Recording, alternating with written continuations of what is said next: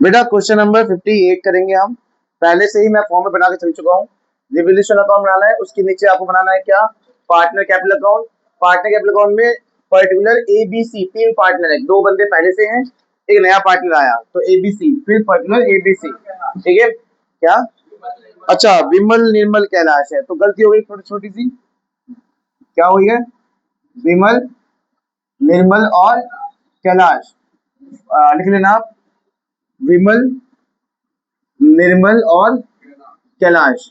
चलिए बेटा कोई बात नहीं, नाम आप लिख लेना अपने, ठीक है। नहीं, विमल निर्मल कैलाश 86,000 58 क्वेश्चन नंबर है। बैलेंस शीट 86,000 है, उससे पहले लोकेशन देखो। चलिए बेटा, तो अब आपको करना क्या है, अब आपको जैसे मैंने बताया था कि आपको शुरुआत कुछ स्टेप से अकॉर्डिंग चलना पड़ेगा। पहला स्टेप है आपको बैलेंस बीडी लिखना है बैलेंस बीडी।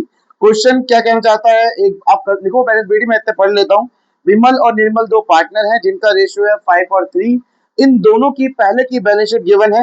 अच्छा, 1 अप्रैल 2026 लिखा हुआ है नई बुक में, तो बेटा यहाँ भी आ जाए, कितना जाएगा 1 अप्रैल 2026 बैलेंस शीट में, क्योंकि बैलेंस शीट ये ओपनिंग बैलेंस शीट है। अच्छा, इसके बाद आपके पास बैलेंस शीट में लायबिलिटीज है कई सारे, एसेट्स है कई सारे, और कई सारे नीचे पॉइंट्स दे रखे हैं, है ना। तो चलिए बेटा स्टार्ट करते हैं। सबसे पहला काम आपका क्या होना चाहिए हमेशा, बाय बैलेंस बीडी। ठीक है, बाय बैलेंस बीडी।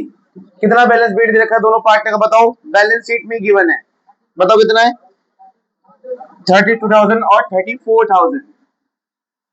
क्या हो रहा है?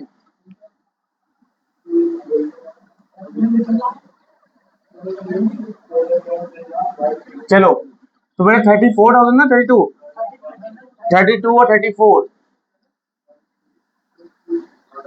32 और 34 क्लियर। पहला स्टेप हमेशा क्या रहेगा आपका, बैलेंस बीडी। दूसरा स्टेप रहेगा आपको पुराने बैलेंस शीट में ये चेक करना है कि कितने बटने वाले आइटम हैं जो बैलेंस शीट दे रखी है। जाओ लाइबिलिटी चेक करो, लाइबिलिटी में चेक करो कितने आइटम है। एक आइटम आपको दिख रहा होगा क्या, जनरल रिजर्व। कौन कौन से आइटम होते हैं मैं आपको प्रीवियस क्लास में बता चुका हूँ, WCR जनरल रिजर्व, IFR, है ना। अच्छा, इस जनरल रिजर्व का कोई यूज भी नहीं है, नीचे देखा कोई पॉइंट, जनरल रिजर्व कोई पॉइंट दे रखा है नीचे, आप एक बार देख लो, पढ़ लो, कहीं पे कोई जनरल रिजर्व के बारे में पॉइंट नहीं है। तो सीधा जनरल रिजर्व क्या करोगे आप, बांट दोगे। काम क्या करोगे, क्रेडिट साइड में जनरल रिजर्व पार्टनर्स में बांट दोगे। क्लियर बेटा, जनरल रिजर्व का अमाउंट कितना है बेटा, 8,000, और ऊपर है 5 और 3 रेशियो। अगर आप 8 को 5 और 3 में बांटते हो, 5/8 3/8 में, तो आपकी अमाउंट आएगी 5,000 और 3,000। बेटा मुझे ना बता देना कोई चीज पॉइंट अगर कोई नहीं समझ में आ रहा तो, क्या, चलिए समझ में आ गया इतना, जैसे बढ़ गया 8,000 किसमें बेटा, 5 और 3 में। चलो बेटा नेक्स्ट क्या है बेटा, अब आप आ जाओ एसिड्स की तरफ। एसिड्स में भी एक आइटम दे रखा है जो कि एज अ लॉस दे रखा है। क्या आइटम है वो एसिड्स में, ठीक है, क्या दे रखा है वो, गुडविल। क्या है वो, कौन सी गुडविल कहते हैं इसको हम, इसे बोलते हैं परचेज गुडविल या बुक गुडविल। क्या बोलते हैं, परचेज गुडविल या बुक गुडविल। ये रिकॉन्स्टिट्यूशन के टाइम पे, मतलब आज के दिन, ये हमारे लिए क्या बन जाएगा, लॉस। क्या हो जाएगा हमारे लिए, और लॉस इस तरफ डिस्ट्रीब्यूट होते हैं। क्लियर, प्रॉफिट इस तरफ, जनरल रिजर्व इस तरफ, साइड रिजर्व इस तरफ, और लॉस बेटा और भी लॉस होते हैं, गुडविल होता है, एडवर्टाइजमेंट सस्पेंस होता है, प्रॉफिट एंड लॉस का डेबिट बैलेंस होता है, वो सब इधर आता है। ठीक है, तो अभी फिलहाल आप क्या करेंगे, टू गुडविल अकाउंट, वो भी कितने रुपए हैं, वो भी 8,000 ही है। 5 और 3 में बांटोगे तो 5,000 और 3,000।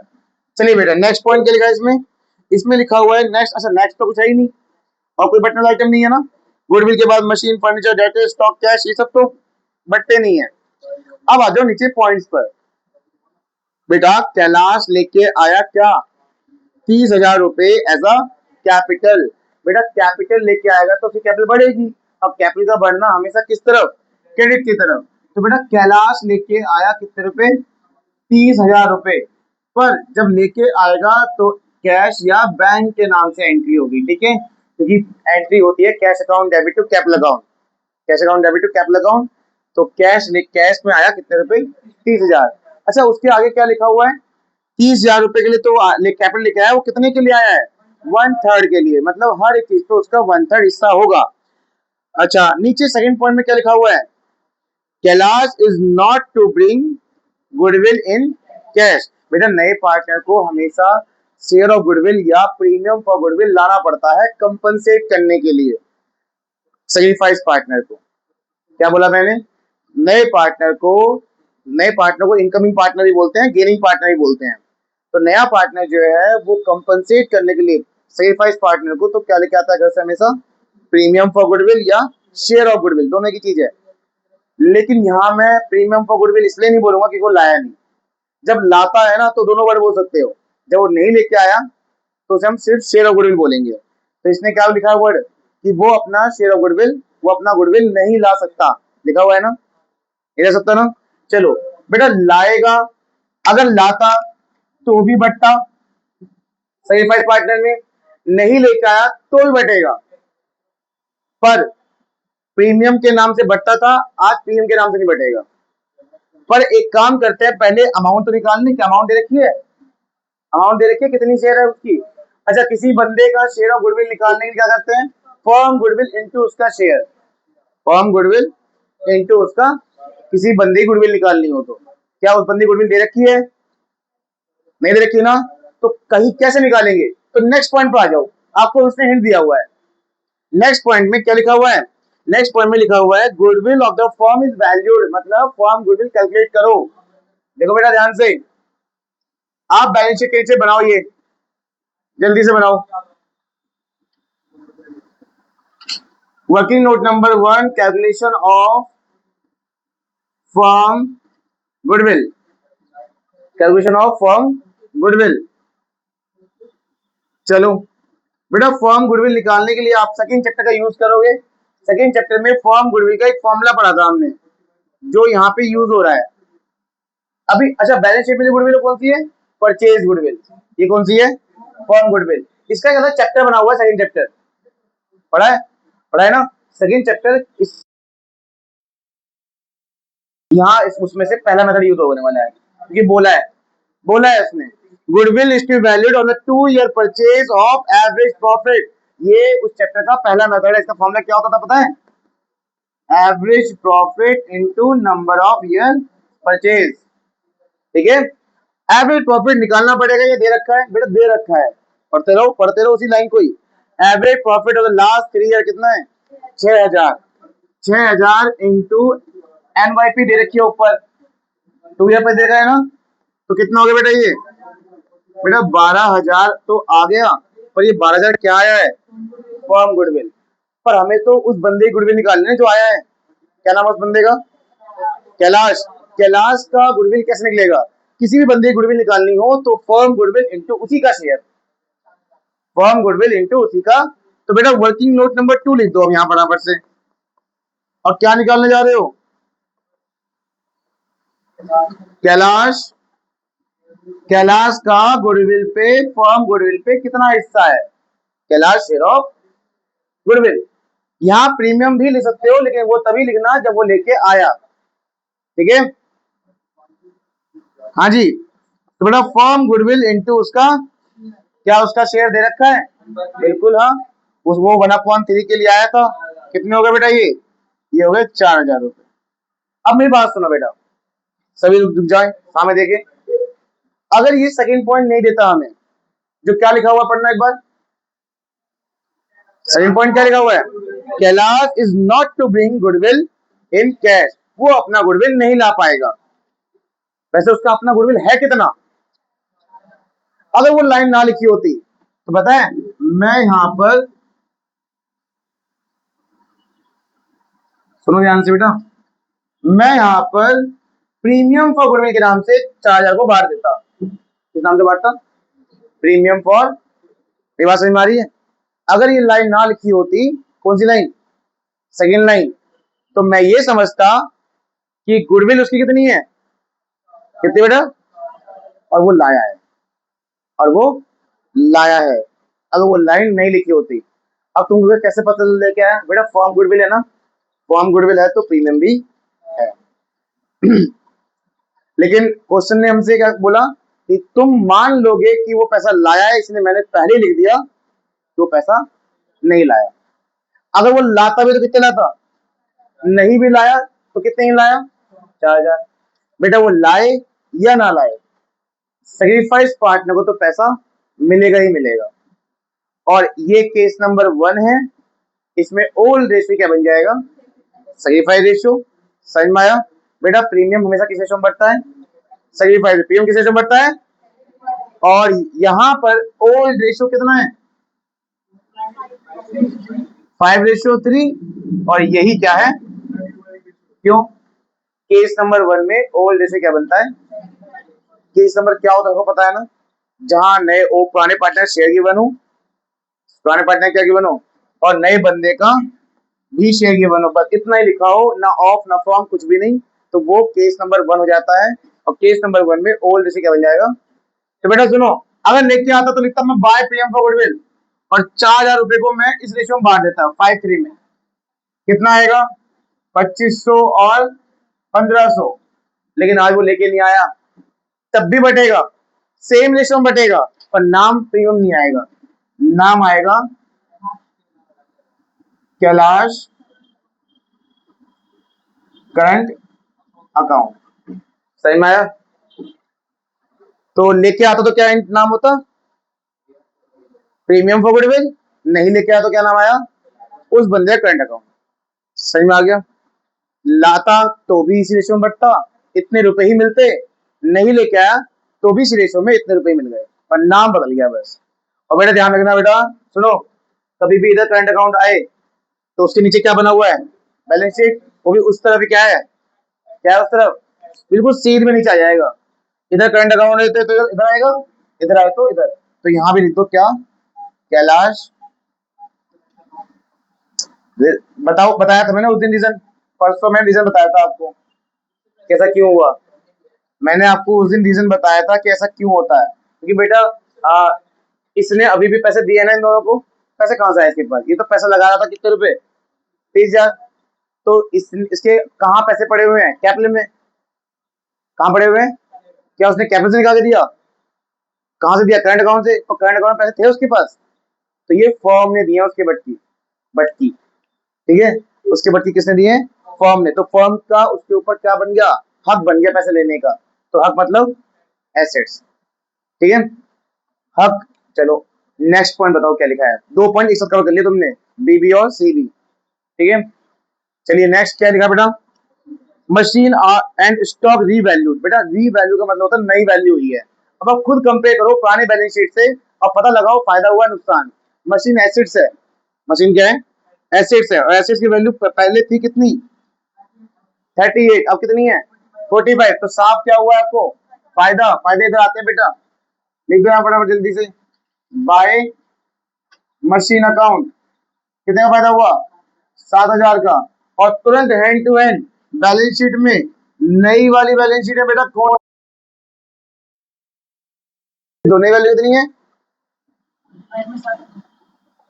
अरे 45 दे रखी नई वैल्यू, 45 ही नई वैल्यू है, पहले की 38 थी, अब नई वैल्यू कितनी है, तो 48 तो आएगा, 7 बढ़ गए, ठीक है। बेटा मशीन के बाद स्टॉक भी फायदा नुकसान बताओ, फायदा, क्यों, कैसे पता चला, पहले कितना था, अब कितना है, तो नई वैल्यू 8 है, बड़ी नहीं है वैल्यू, 8,000, 8,000 नई वैल्यू है, तो फायदा हुआ कितने का, 1,000 का। तो लिख दो बेटा नेक्स्ट यहाँ पे, बैलेंस शीट में स्टॉक कितने हैं, कितना, 8,000, क्लियर। चलो बेटा नेक्स्ट पॉइंट क्या बताओ, रेंट ऑफ 4,000 इज आउटस्टैंडिंग। क्या मतलब इस लाइन का, ये शायद पुरानी बुक में पॉइंट नहीं होगा शायद, पर नई बुक में है, रेंट 4,000 रुपए आउटस्टैंडिंग। बेटा आउटस्टैंडिंग लायबिलिटी है, एसेट्स है, क्या होता है, लायबिलिटी होता है, क्या होता है, लायबिलिटी। और लायबिलिटी अमाउंट नहीं लिखी, ओहो अच्छा, बेटा लायबिलिटी होती है आपकी आउटस्टैंडिंग, और लायबिलिटी का बढ़ना, आप लायबिलिटी बढ़ेगा ना, लायबिलिटी क्या होने वाला है यहाँ पे, बढ़ने वाला है, लायबिलिटी बढ़ना, नुकसान होगा, फायदा, नुकसान, नुकसान किधर आएगा, डेबिट साइड, तो यहाँ चले जाओ, लिख दो टू आउटस्टैंडिंग रेंट अकाउंट, कितने रुपए, टू आउटस्टैंडिंग रेंट अकाउंट कितने रुपए 4,000 रुपए, ठीक है। और तुरंत कहां पहुंच जाओ, ऐसी से लाइबिलिटी, लाइबिलिटी 4 लाइन छोड़ के बेटा, 4 लाइन छोड़ के, आउटस्टैंडिंग रेंट 4,000, क्लियर। किसको नहीं आया वाला पॉइंट, सबको आ गया। नेक्स्ट पॉइंट पढ़ो अब, एक्रूड कमीशन नहीं, एक्रूड इनकम 4,000 रुपए नहीं है, सुन लो, एक्रूड इनकम 4,000 रुपए नॉट टू बी रिकॉर्डेड, नहीं या अनअकाउंटेड, अनरिकॉर्डेड है, अनरिकॉर्डेड मतलब आपने रिकॉर्ड नहीं किया। एक्रूड इनकम एसेट्स होती है, वो इनकम जो कमा लिया पर मिला नहीं, ये दोनों में से कोई भी चीज वहां नहीं जाएगा, यही जाएगा सब कुछ, वैसे नहीं बनानी, नहीं वो तो नहीं लिखा हुआ क्योंकि वो आपको धीरे धीरे सब कुछ सिखाएगा, अभी इनका फोकस इन दोनों पे है, फिर नेक्स्ट क्वेश्चन तीनों है, तो मैंने पहले सिखाना शुरू कर दिया आपको। हाँ जी बेटा, तो अनरिकॉर्डेड एसेट्स को रिकॉर्ड करोगे तो फायदा होगा नुकसान, फायदा होगा ना, लिख दे यहाँ पे बाय एक्रूड इनकम, ठीक है, कितने में फायदा हुआ 4,000, और जैसे ही आप यहाँ पे एसेट्स लिख रहे हो तो यहाँ लिख दो एक्रूड इनकम कितना 4,000, क्या हुआ, सारे पॉइंट खत्म हो गए, सारे पॉइंट खत्म हो गए, लकी क्या हो गया, कुछ सही चल रहा है बेटा, सारे पॉइंट खत्म हो गए ना। अब क्या करते हैं, बैलेंस शीट, बैलेंस शीट, सारे पॉइंट खत्म होने के बाद आपको बैलेंस शीट देखना है दोबारा जाके, और ये चेक करना है कि कौन सा आइटम रह गया, उसको एज इट इज पुट कर दो। बेटा बैलेंस शीट में सबसे पहला पॉइंट क्या है, एसेट्स में बताओ, गुडविल, एसेट्स में गुडविल तो हो चुका ना, पहले खत्म, छोड़ दो। मशीन लिख चुके हो, फर्नीचर रह गया, लिख दो furniture as it is, furniture कितना बताओ, फर्नीचर है था कितना 5,000 रुपए फर्नीचर है। उसके बाद डेटर्स, डेटर्स लिख दो सेम एज इट इज, कितना 23,000। उसके बाद बेटा उसके बाद कैश, स्टॉक भी तो रह गया, स्टॉक तो हो चुका पहले से, कैश बेटा कैश, कैश कितना है मेरे पास अभी 5,000, क्या आया भी था बाहर से कैपिटल, और हाँ बेटा प्रीमियम भी जुड़ता है, लेकिन वो लेके नहीं आया था, याद आया, अगर वो लाता तो भी जुड़ता, कितने रुपए प्रीमियम के पता है आपको, 4,000 निकालते ना तो वो भी जुड़ता, लेकिन वो उसने साफ साफ बोला था लेके नहीं आ रहा। तो अभी सिर्फ क्या जुड़ेगा कैश में, कैपिटल, तो कैपिटल कितनी, कैश कितना पहले से 5, ये कितने हैं 30, कितने जाएंगे, लिख दो बेटा कैश 35,000,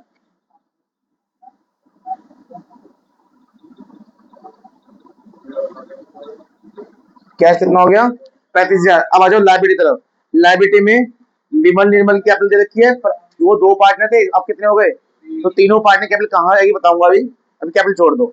जैसे बच चुका था, क्या रह गया, बैंक लोन, लिख दो as it is, bank loan कितना है 6,000। नेक्स्ट क्रेडिटर लिख दो एज इट इज,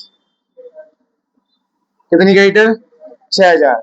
बेटा बुक का काम खत्म, अब हम करेंगे हिसाब किताब, क्या करेंगे हिसाब किताब के। सबसे पहले कहाँ जाओगे, सबसे पहले जाओगे रिवोल्यूशन अकाउंट पे, और यहाँ निकालो प्रॉफिट या लॉस। बेटा ये है हमारा कितना 8,000 नहीं 12,000, ये है 12 में से 4 गए, कितने बचेंगे 8, तो यहाँ भी कितना आएगा 12 ही आएगा, और 2